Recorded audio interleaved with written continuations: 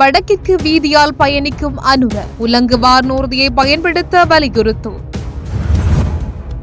அரசு ஊழியர்களின் சம்பள அதிகரிப்பு அமைச்சர் வெளியிட்ட தகவல். ஓய்வூதிய கொடுப்பனவு அதிகரிப்பு அரசுக்கு விடுக்கப்படும் எச்சரிக்கை. தொடரும் துப்பாக்கிச் சூட்டு சம்பவங்கள் கேள்வி எழுப்பிய சஜித். ராஜபக்ச குடும்பத்தில் கைது செய்யப்படவுள்ள நபர் நாமல் வெளியிட்ட தகவல். மதுபான நுகர்வில் ஏற்பட்டுள்ள மாற்றம் நிதி அமைச்சு வெளியிட்டுள்ள தகவல். கொழும்பில் அரசாங்கத்திற்கு எதிராக மாபெரும் போராட்டம்.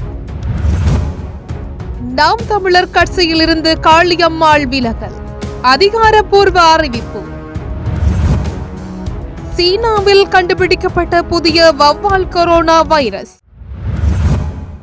வடக்கிற்கு வீதிகள் வழியாக பயணம் செய்யும் போது ஜனாதிபதி அனுரகுமார் திசாநாயக்க முக்கியமான முடிவுகளை எடுக்க அவர் செலவிடக்கூடிய மதிப்புமிக்க நேரத்தை வீணாக்குவதாக நாடாளுமன்ற உறுப்பினர் ரவி கருணாநாயக்க தெரிவித்துள்ளார். இன்றைய நாடாளுமன்ற அமர்வில் கலந்து கொண்டு உரையாற்றும் போதே அவர் இதனை குறிப்பிட்டுள்ளார். இந்நிலையில் நாடு முழுவதும் பயணம் செய்யும் போது ஜனாதிபதி அனுரகுமார் திசாநாயக்க உலங்கு வானூர்திகளை பயன்படுத்த வேண்டும் என்றும் அவர் வலியுறுத்தியுள்ளார். உலங்கு வானூர்திகளின் மூலம் பயணம் செய்வதால் ஜனாதிபதி முக்கியமான முடிவுகளை எடுக்க அதிக நேரம் கிடைக்கும் என்றும் அவர் குறிப்பிட்டுள்ளார். அத்தோடு தனது இல்லத்திற்கு அடுத்ததாக அமைந்துள்ள சபாநாயகரின் உத்தியோகபூர்வ இல்லம் தற்போது மூடப்பட்டுள்ளதாகவும் இதனை மூடி வைத்திருப்பதன் மூலம் நாடு என்ன நன்மையை அனுபவிக்க முடியும் என்றும் அவர் கேள்வி எழுப்பியுள்ளார். இந்த வருடம் முதல் அரசு சேவையில் உள்ள ஊழியர்களின் சம்பள அதிகரிப்புக்காக 110 பில்லியன் ரூபாய் ஒதுக்கப்பட்டுள்ளதாக அமைச்சரவை பேச்சாளர் அமைச்சர் வைத்தியர் நலிந்த ஜெயதிச தெரிவித்துள்ளார். குறித்த விடயத்தை இன்று நாடாளுமன்ற அமர்வின் போது அவர் குறிப்பிட்டுள்ளார். மேலும் கருத்து தெரிவித்த அமைச்சர், இந்த நாட்டில் உள்ள அரசு ஊழியர்களுக்கு கடந்த காலங்களில் இதுபோன்ற கொடுப்பனவுகள் வழங்கப்பட்டிருக்கவில்லை எனவும் சுட்டிக்காட்டினார். கோவிட்-19 தொற்று காலத்தில் தவறான அரசியல் முடிவுகள் எடுக்கப்படும் போதும் கூட சுகாதாரத்துறை ஊழியர்கள் தங்களின் பங்களிப்பினை பெற்றுக் கொடுத்ததன் காரணமாகத்தான் சுகாதாரத்துறை ஓரளவு சரிசீரான நிலையில் கொண்டு செல்ல முடிந்துள்ளதாக தெரிவித்தார். மேலும் அரசு ஊழியர்கள் மீது பாரிய அளவு வரிகள் விதிக்கப்பட்டிருந்தாலும் கூட நம் நாடு என்ற எண்ணத்துடன் சேவையை வழங்குபவர்களை மதிப்பதாகவும் அவர் குறிப்பிட்டுள்ளார். வைத்திய அதிகாரிகளின் கூடுதல் நேர கொடுப்பனவுகள் புதிய சம்பள அதிகரிப்பின்படி அடிப்படை சம்பளம் 3 கட்டங்களாக அதிகரிக்கப்படும். அத்துடன் மார்ச் மாதத்தை விட ஏப்ரல் மாதத்தில் வைத்திய அதிகாரிகளின் சம்பளம் அதிகமாக இருக்கும். மேலும் ஆரம்ப நிலை வைத்திய அதிகாரிகளின் அடிப்படை சம்பளம் 26,000 ரூபாவினால் அதிகரிக்கப்படும் என அவர் தெரிவித்துள்ளார்.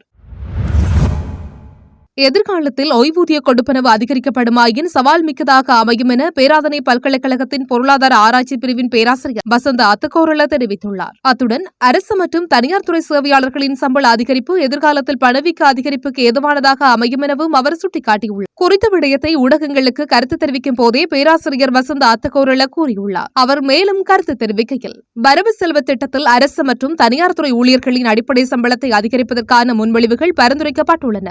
இதற்கு மேலதிகமாக அரசு சேவைக்கு 30,000 பேரை இணைத்துக் கொள்வதற்கும் பரிந்துரைக்கப்பட்டுள்ளது. இந்த காரணிகளால் எதிர்காலத்தில் பணவீக்கம் அதிகரிக்கக்கூடும் என பேராசிரியர் வசந்த அத்தகோரள எச்சரித்துள்ளார். இதேவேளை ஓய்வூதிய கொடுப்பனவுக்காக தற்போது 500 மில்லியன் ரூபாய் செலவிடப்படுகிறது. எதிர்காலத்திலும் ஓய்வூதிய கொடுப்பனவு அதிகரிக்கப்படுமாயின் அதுவும் சவால் மிக்கதாக அமையும். உற்பத்தி துறையின் வினைத்திறனை மேம்படுத்திக் கொள்வதற்கு புதிய திட்டங்களை அரசாங்கம் செயற்படுத்த வேண்டும் என்றும் அவர் குறிப்பிட்டுள்ளார். வரவு செலவு திட்டத்தில் உற்பத்தி திறனை மேம்படுத்த சிறந்த முன்மொழிவுகள் முன்வைக்கப்பட்டுள்ளன. அவற்றை சிறந்த முறையில் செயற்படுத்த வேண்டும் என அரசாங்கத்திடம் வலியுறுத்துகிறோம் என பேராதனை பல்கலைக்கழகத்தின் பொருளாதார ஆராய்ச்சி பிரிவின் பேராசிரியர் வசந்த அத்தகோரள தெரிவித்துள்ளார்.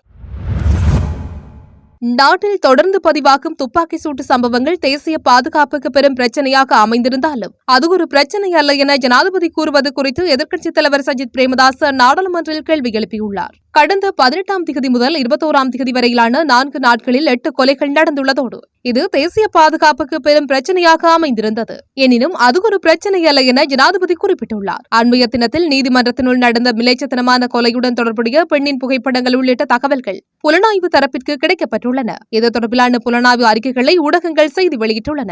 இவ்வாறு தகவல்கள் கிடைக்கப்பட்டிருந்தும் பாதுகாப்பு குறைபாடு ஏற்பட்டமை குறித்து தெளிவான விளக்கம் இங்கு வழங்கப்பட வேண்டும் என்று குறிப்பிட்டுள்ளார். மேலும் புலனாய்வு பிரிவிற்கு தகவல் கிடைக்கப்பட்ட பின் அது குறித்து நடவடிக்கைகளை எடுக்க இதைவிடவும் முறையான திட்டம் ஒன்றை முன்னெடுக்க வேண்டும் என்றும் எதிர்க்கட்சித் தலைவர் சஜித் பிரேமதாச குறிப்பிட்டுள்ளார். தமது குடும்பத்தை விமர்சிப்பதையே சமகால அரசாங்கம் பணியாக செய்து வருவதாகவும் தான் கைது செய்யப்பட்டாலும் யாரும் ஆச்சரியப்பட வேண்டியதில்லை என ஸ்ரீலங்கா பொதுஜன பெரமுனவின் தேசிய அமைப்பாளர் நாடாளுமன்ற உறுப்பினர் நாமல் ராஜபக்ச தெரிவித்துள்ளார். களுத்துறையில் உள்ள வரலாற்று சிறப்புமிக்க போதி மரத்துக்கு அருகில் ஸ்ரீலங்கா பொதுஜன பெரமுனவின் நிகழ்ச்சி திட்டத்தை தொடங்கி வைத்து உரையாற்றும் போதே அவர் இவ்வாறு குறிப்பிட்டுள்ளார். முன்னர் நாளாந்த செய்திகளை பார்த்தபோது நாட்டில் வளர்ச்சி திட்டங்கள், அடிக்கல் நாட்டுதல், பதவியேற்பு விழாக்கள் ஆகியவற்றை பார்த்தோம். இன்று செய்திகளை பார்க்கும்போது மக்கள் அச்சப்படுகிறார்கள். வளர்ச்சிக்கு பதிலாக துப்பாக்கி சூட்டை பார்க்கிறோம். அன்று நாடு முழுவதும் வேலை செய்யும் இடமாக மாறியிருந்தது. இன்று மக்கள் மரண பயத்தை உணர்கிறார்கள். கடந்த காலத்தை விமர்சிப்பதற்கு பதிலாக அரசாங்கம் இந்த கேள்விகளுக்கான பதில்களை தேட வேண்டும். விடுதலை புலிகளுக்கு எதிரான போரை அப்போதைய ஜனாதிபதி மஹிந்த ராஜபக்ச வெற்றி பெற்றார். இந்த அரசாங்கம் செய்வதெல்லாம் முந்தைய அரசாங்கங்களை விமர்சிப்பதுதான். மேலும் நாளைய தினம் நான் கைது செய்யப்படலாம், யாரும் ஆச்சரியப்பட வேண்டியதில்லை என நாமல் ராஜபக்ச தெரிவித்துள்ளார். கடந்த 2024ஆம் ஆண்டின் முதல் 10 மாதங்களில் மதுபான நுகர்வு 9.5% வீழ்ச்சி அடைந்துள்ளதாக நிதியமைச்சு தெரிவித்துள்ளது. முந்தைய ஆண்டுடன் ஒப்பிடுகையில் இந்த மாற்றம் பதிவாகியுள்ளது. மதுவரி 14% அதிகரிக்கப்பட்டமையினால் இந்த வீழ்ச்சி ஏற்பட்டுள்ளதாக தெரிவிக்கப்படுகிறது. கடந்த 2023ஆம் ஆண்டில் 28.2 மில்லியன் லிட்டராக காணப்பட்ட மதுபான நுகர்வானது 2024ஆம் ஆண்டில் 27.2 மில்லியன் லிட்டராக வீழ்ச்சியடைந்துள்ளது. எவ்வாறாயினும் 2024ஆம் ஆண்டில் முதல் 10 மாதங்களில் மாத்திரம் 167.7 பில்லியன் ரூபாய் மதுவரி வருவாய் கிடைக்கப்பட்டுள்ளதாக மதுவரி திணைக்களம் தெரிவித்துள்ளது. இது முந்தைய ஆண்டுடன் ஒப்பிடுகையில் 20.8% அதிகரிப்பு என்பதுடன் கடந்த 2023ஆம் ஆண்டின் இதே காலப்பகுதியில் மதுவரி வருமானம் 137.8 பில்லியன் ரூபாவாக பதிவாகியிருந்ததாகவும் தெரிவிக்கப்பட்டுள்ளது. வேலைவாய்ப்புகளுக்காக நுண்ணறிவு அளவுகோல் பரீட்சை ஒன்றை அரசாங்கம் நடாத்த தீர்மானித்துள்ளமைக்கு எதிர்ப்பு தெரிவித்து இணை சுகாதார பட்டதாரிகளினால் மாபெரும் போராட்டம் ஒன்று கொழும்பில் நடாத்தப்பட்டுள்ளது. குறித்த போராட்டம் இன்றைய தினம் சுகாதார அமைச்சகத்தின் முன்னால் இடம்பெற்றுள்ளது. இதன்போது பல்கலைக்கழக பட்டப்படிப்பை நிறைவு செய்த போது எங்களுக்கு வேலை கிடைக்கவில்லை என போராட்டத்தில் ஈடுபட்ட மாணவர்கள் தெரிவித்துள்ளனர். இதேவேளை டிப்ளோமா கல்வியை நிறைவு செய்த மாணவர்களுக்கு வேலைவாய்ப்புகள் கிடைப்பதாகவும் மாணவர்கள் சுட்டிக்காட்டியுள்ளனர். மேலும் வேலைவாய்ப்புக்கு நுண்ணறிவு அளவுகோல் பரீட்சை நடத்தப்படுவதாக இருந்தால் 4 வருடங்கள் கல்வி கற்றதற்கு என்ன பயன் எனவும் மாணவர்கள் கேள்வி எழுப்பியுள்ளனர். நாம் தமிழர் கட்சியிலிருந்து விலகுவதாக மகளிர் பாசறை மாநில ஒருங்கிணைப்பாளர் காளியம்மாள் அறிவித்துள்ளார். காலத்தின் சூழல் காரணமாக நாம் தமிழர் கட்சியிலிருந்து விலகுகிறேன் என காளியம்மாள் அறிக்கை வெளியிட்டுள்ளார். இதுகுறித்து அவர் வெளியிட்டுள்ள அறிக்கையில் கூறப்பட்டுள்ளதாவது: இதுவரை இல்லாத கனத்த இதயத்தோடு எழுதுகிறேன். கட்சியில் பயணித்த ஒவ்வொரு கணமும் உண்மையும் நேர்மையுமாய் உளப்பூர்வமாக என் குடும்பத்துக்கு மேலாக நேசித்து வந்தேன். இந்த 6 ஆண்டு கால பயணம் எனக்கு அரசியல் ரீதியான பல அனுபவங்களை கொடுத்துள்ளது. பல உறவுகள் அக்கா தங்கையாகவும் அண்ணன் தம்பிகளாகவும் கிடைத்ததையும் அவர்கள் என்னுடன் பழகிய விதங்களையும் எண்ணி மகிழ்கிறேன். நமக்கெல்லாம் ஒரே பெருங்கனவுதான். அது தமிழ் தேசியத்தின் வெற்றியும் அதனை மக்களிடம் கொண்டு சேர்த்தலினும் உன்னத நோக்கமும். அந்த நோக்கத்தை அடைய வேண்டும் என்ற பாதையில் நானும் ஒரு பகுதியாய் இணைந்து பயணித்ததில் நான் பெருமை கொள்கிறேன். ஆனால் இப்பாதை இவ்வளவு சீக்கிரம் முடியும் என நான் கனவிலும் நினைக்கவில்லை. கடந்த 6 வருடமாக ஒரு சமூக மாற்றத்துக்காக ஒரு பெண்ணாக இருந்து எவ்வளவு போராட முடியுமோ என் ஆற்றலையும் மீறி உங்கள் எல்லோர் அன்பாலும் நம்பிக்கையாலும் இந்த களத்தில் நின்றிருந்தேன். எனினும் காலத்தின் சூழல் உயிராக எண்ணி வழிநடந்த நாம் தமிழர் கட்சி எனும் இந்த பாதை இத்துடன் முடித்து வைக்கப்படுகிறது என்பதை மிக வருத்தத்துடனும் கனத்த இதயத்துடனும் தெரிவித்துக் கொள்கிறேன். இங்கு பயணித்ததில் பலரின் அன்பு, அக்கறை, நம்பிக்கை, என் மீதான அளவற்ற பாசம் என்ற அனைத்தையும் மனதில் நிலைநிறுத்தியுள்ளேன்.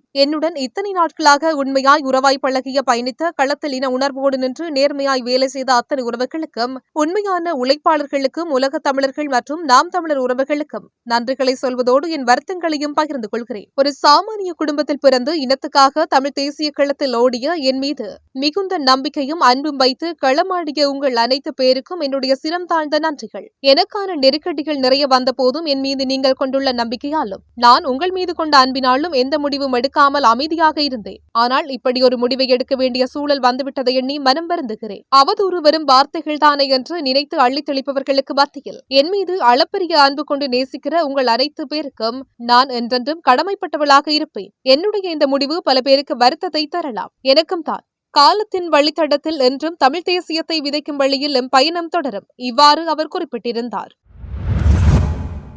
சீனாவில் புதிய வவ்வால் கொரோனா வைரஸ் கண்டுபிடிக்கப்பட்டுள்ளது. இப்புதிய வைரஸ் காரணமாக மீண்டும் ஒரு வைரஸ் தொற்று நோய் பரவல் ஏற்படக்கூடிய அபாயம் காணப்படுவதாக தெரிவிக்கப்பட்டுள்ளது. HKU5-CoV2 என பெயரிடப்பட்ட இந்த வைரஸ் COVID-19 ஏற்படுத்தும் வைரஸான SARS CoV2 போன்றது என தெரிவிக்கப்பட்டுள்ளது. இந்த வைரஸ் மனிதனிலிருந்து மனிதனுக்கு அல்லது குறுக்கு இன பரவலுக்கு வழிவகுக்கும் என்று ஆராய்ச்சியாளர்கள் கண்டறிந்துள்ளனர். ஆய்வில் இந்த வைரஸ் மனித செல்கள் மற்றும் நுரையீரல்கள் மற்றும் குடல் திசுக்களை பாதிப்பதாக கண்டறியப்பட்டதாக அறிக்கைகள் தெரிவிக்கின்றன. குவாங்சோ அறிவியல் அகாடமி, குவாங்ஸ் பல்கலைக்கழகம் மற்றும் குவாங் இன்ஸ்டிடியூட் ஆஃப் பயாலஜி ஆகியவற்றின் ஆராய்ச்சியாளர்களினால் குறித்த ஆய்வானது மேற்கொள்ளப்பட்டுள்ளது.